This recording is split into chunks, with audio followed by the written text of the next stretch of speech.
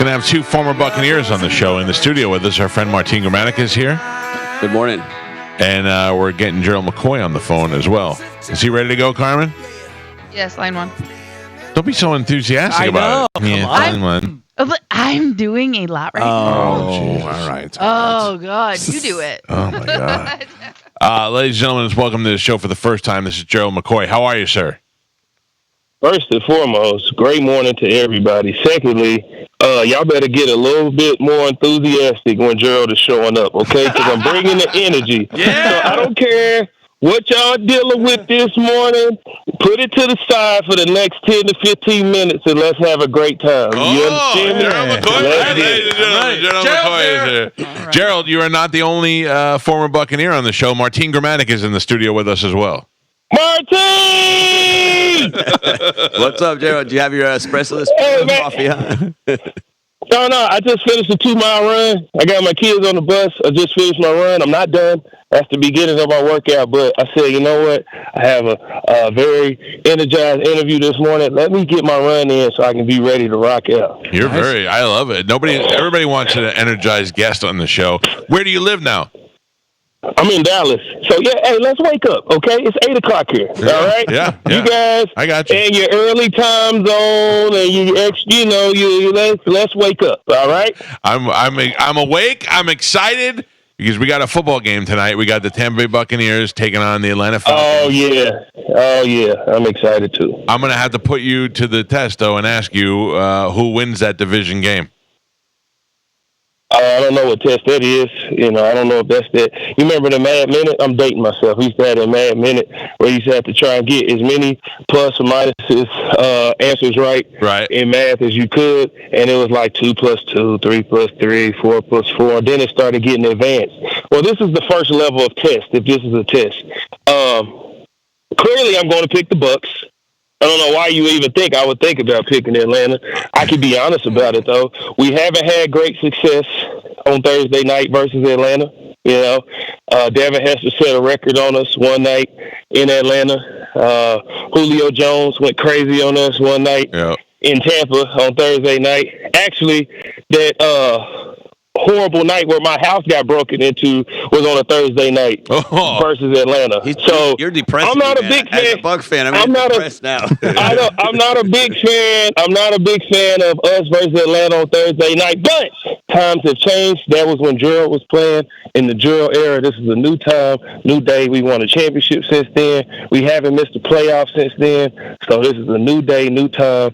And I picked the Bucs to win this division. All of my colleagues on NFL Network picked Atlanta, so I need this one tonight. Oh, good. Look, we need this one. I like it when somebody's not afraid to pull away from the pack and make their own decisions. And also, let's point that out for a second. When you played here, in the Gerald era, you really played. We were talking about this morning. You really played on some crappy teams. This was not the best time for it was rough. Yeah. It was rough, man.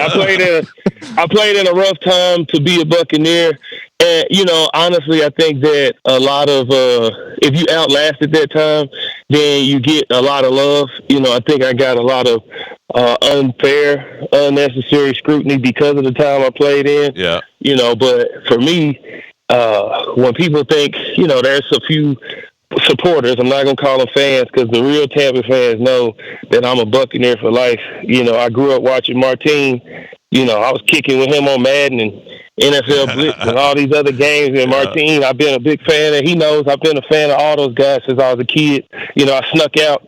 We had night service at church the year they won the Super Bowl. Me and the pastor's son. The pastor's son took his dad's keys to his office, and he unlocked the door. We kept sneaking out. Like we had to go to the bathroom. We was going in the office watching the game. So, I've been a Bucs fan my whole life. And then, even leaving, I had an opportunity in the middle of my career to leave and go elsewhere. But I decided to stay and attempt to win a championship or bring everything I could to Tampa. So I'm a Buck for life, man. And it just was a rough time for us. But like I said, it's a new day and age. Got a new leader at quarterback. Mike is still there. Levante's still there. A lot of great players on this team, and I'm excited to see what they do tonight. Yeah, we're huge fans as well. We're all big Buck fans, and the idea that Baker Mayfield coming here and not only doing such a great job, but having a fun time has really made it exciting for Bucs fans again to have somebody as fire as he is out there, and mix him in with the tools of Mike Evans and Chris Godwin and all that, and these new guys that we're finding, the Bucky Irvings of the world. It's been a really explosive season for the Buccaneers so far. Yeah, of course, and I don't know why everybody's so surprised. Okay, let me give you guys a little revisionist history. A Sooner coming into the Buccaneers, bringing a lot of energy and playing with a lot of pizzazz and a lot of excitement and laughing on the sideline and bringing joy to his locker room. Yeah. It's not the first time this has happened. There was a guy in 2010 that came from University of Oklahoma who did the same thing. He just so happened to not be a quarterback. So you shouldn't be surprised that a Sooner is coming in and loving and having a great time playing with the Bucs. This is what we do. Yeah. This is what we do. I'm definitely not surprised. Now, I'm interested that you brought up that you were unfairly criticized, because you did get some heat when you were here, and that had to be a lot of pressure on you. Yeah, but that's the thing is, it was welcomed by me, because if I'm being honest, man, I've been a leader from the time can't remember. Like, that's why I'm on TV now. Being in the spotlight or being up front or having all eyes on me is something I've always welcomed. I played Santa Claus in the school play when I was 4 years old. Like I sang lead in the choir at church, and I can't even sing because nobody else would do it. So I was like, I'll do it. Yeah. I've been a captain literally. Anytime I've had any time on a team, I've been a captain. I've been a captain from Little League, middle school, high school, college, NFL. I was a captain with Carolina. I didn't have enough time at the Cowboys and the Raiders, but I feel like I would have been a captain there. It's just what I welcome. And when you are a player that I was, okay, where when you're playing, when it's crunch time or they need somebody to go make a play or whatever, you need a guy who's not afraid of the one-on-one. A lot of guys shy away from the one-on-one. They don't want to, they welcome, I want to get double teamed and, I want to, no. Give me the one-on-one. Yeah. When it's crunch time, win, lose, or draw, let it be on my back. I always welcomed it. And I had taken the scrutiny or whatever, even when it was happening, I spoke up for my teammates. I used to say, hey, don't blame them, blame me. If you want to blame somebody, blame me, because I just believe that God blessed me to be able to handle it. I've been big my whole life. I was 238 pounds when I was 12. So If God made me that big at that young of age, clearly my back is big enough to be able to handle a lot of weight on my shoulders. So I'm good with it, man. Ain't no deal. I still love Tampa. I love their city. I love everything about the team, and that's why I am the way I am still to this day. I love it. Gerald, when Jameis ate the W, who did you want to blame in that moment? And I love Jameis. That was Winston. awkward. I love that guy. Right. So at that time, I said, hey, you know what, guys? Everybody has a time in their life where they have to switch some things up. And this is the day where I say, don't blame Gerald. That is a Jameis thing.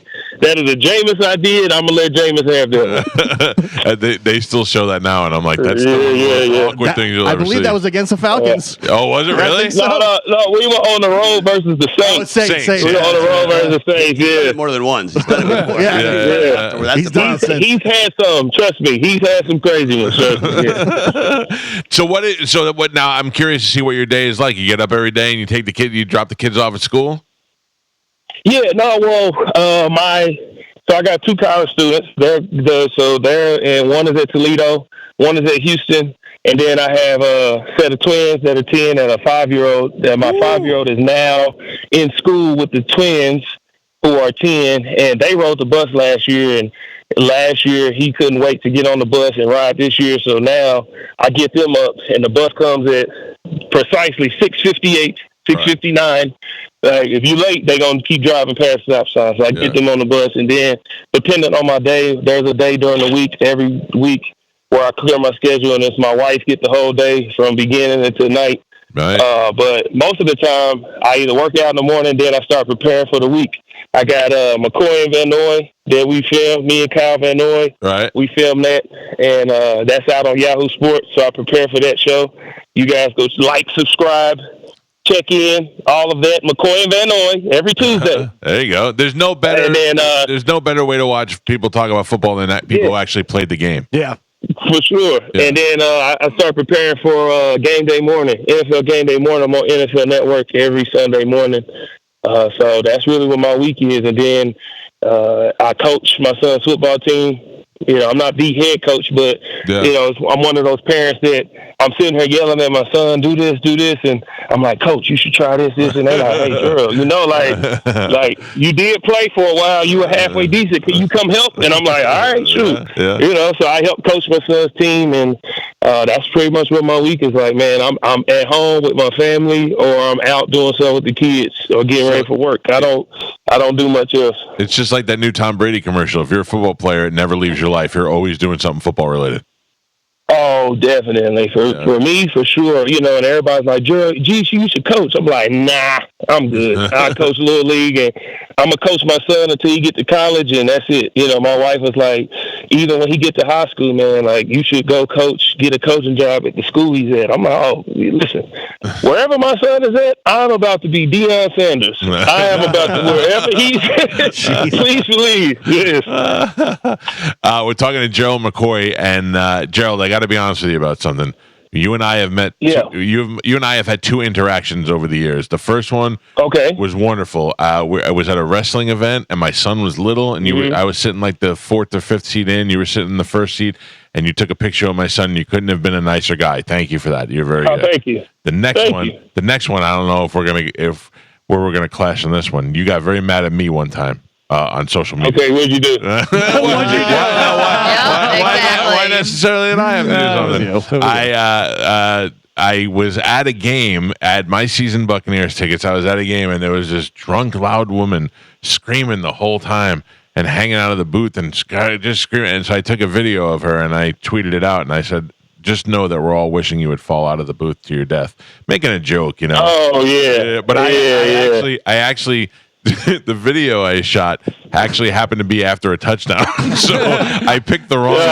Celebrating, yeah. And you were like, "Man, this woman ain't doing nothing wrong. She's just cheering." And I was like, "Oh man, that one's on me." But so I So and then you got really mad, and I thought, this guy, I don't know if he's going to be nice or if he's going to be mean. But here's what you need to understand about me on social media. Yeah. Okay, social media is a Sims world. It's not real. Yeah. All right, so sometimes it's hard to text. That's why I say text and social media. You can't understand the tone. Yes. I tell people all the time, even if I say something where you feel like, oh, he's angry or he's taking it personal, understand Twitter, Instagram, any of that, all of it is just us voicing our opinion. But I promise you, you can put this message out to anybody who can hear it.